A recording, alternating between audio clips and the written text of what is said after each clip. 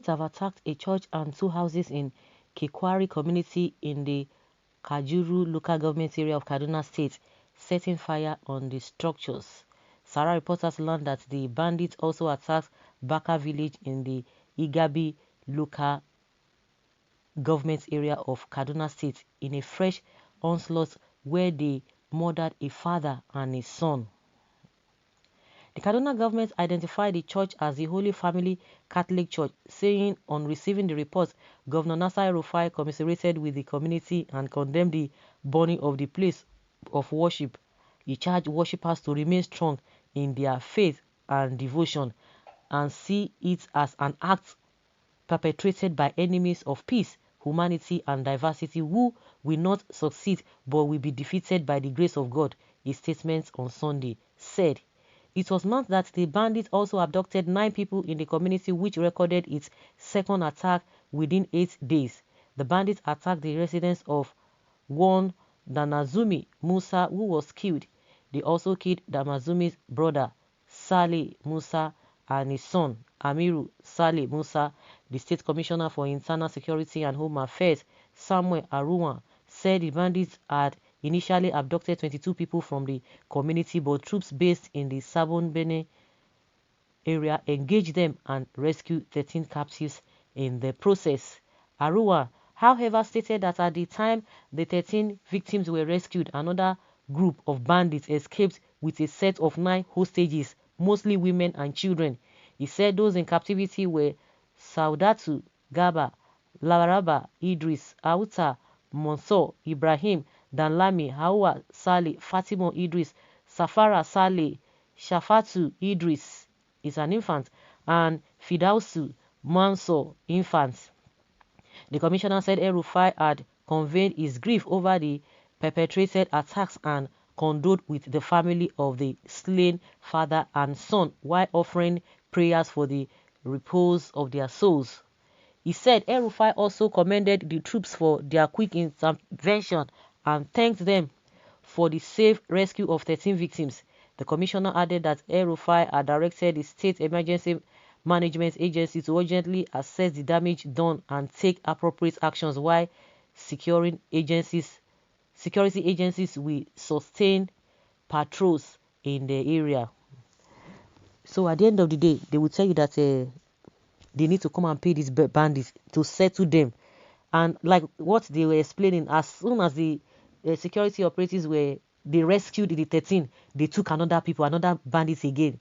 You see what is happening now? You see what is happening? Later, Sheikh Gumi will tell you that they need to be compensated. They will not get them arrested.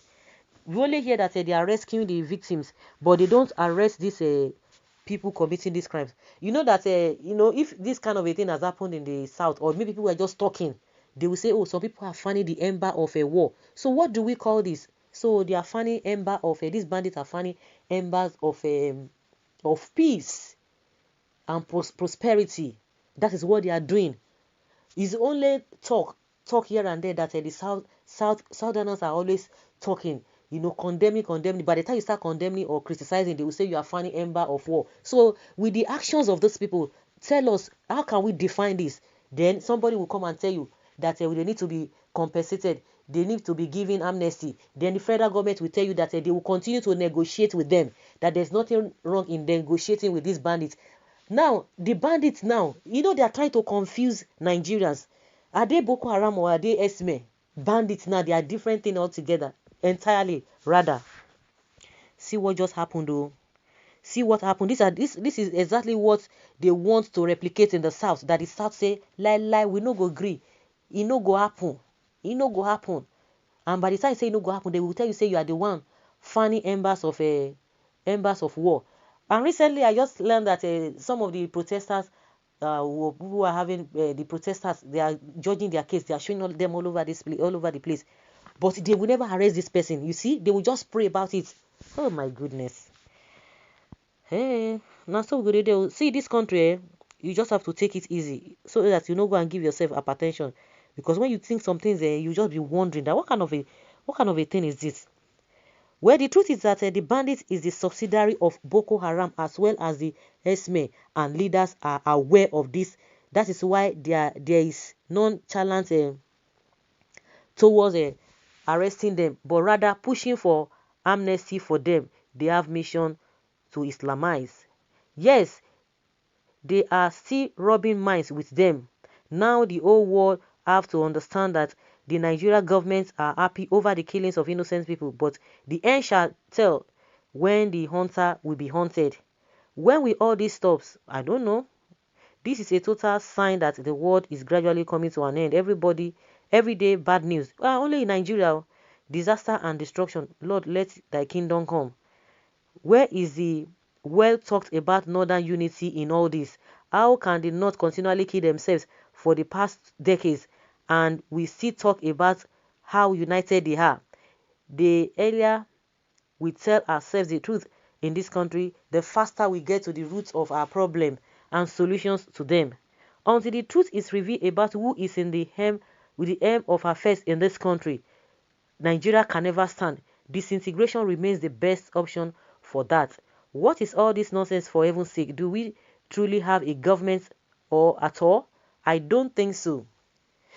This present government should continue to negotiate with bandits and terrorists. Governments are very happy each time people are killed and they will not do anything about it because it is helping them to reduce overpopulation in the north. Who knows if they are not making money from it too? It is their time.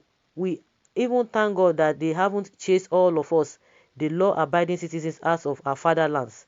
Church and herders clashes, okay? Maybe church and herders S0N are dragging land this time around. Tell the truth.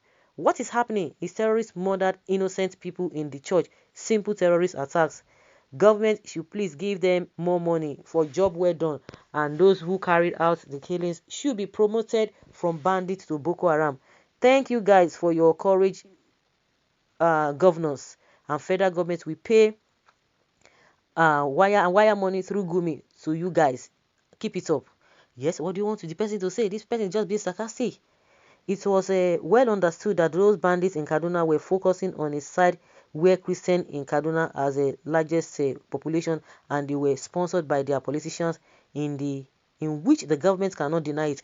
You know, recently maybe that is one of the things that they are carrying out. You know, when El-Rufai said there is no need to be paying bandits because they will never repent, and they sent a strong message to El-Rufai that they are going to deal with him.